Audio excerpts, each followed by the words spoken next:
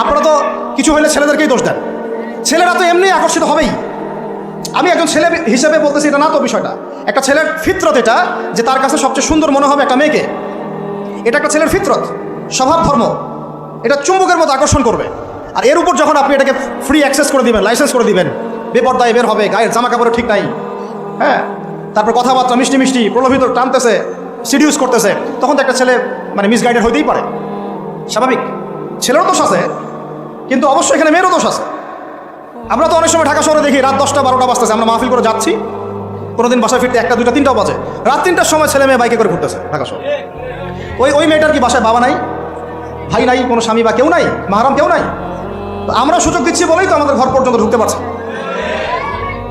সবার আগে মেয়েদেরকে শক্ত হইতে হবে। আর মেয়ের বাবা যারা, আমি তো নিজেও মেয়ের বাবা, আমরা বাচ্চাদের সাথে সময় কাটাই আর ভাবি যা কী যে হবে ভবিষ্যতে, আল্লাহ ভালো জানেন। কীভাবে মেয়েকে মানুষ করব, কিভাবে সতীত্ব রক্ষা করবে আমাদের মেয়েরা। যতদিন পর্যন্ত এদের হাতে মোবাইল ফোন ছিল না, ইজ্জত ঠিক ছিল। মোবাইল ফোনটা যখনই ঢুকেছে, ইজ্জত নষ্ট হয়ে গেছে। বহু মেয়ের, আমি এরকম জানি, বলতে চাচ্ছি না।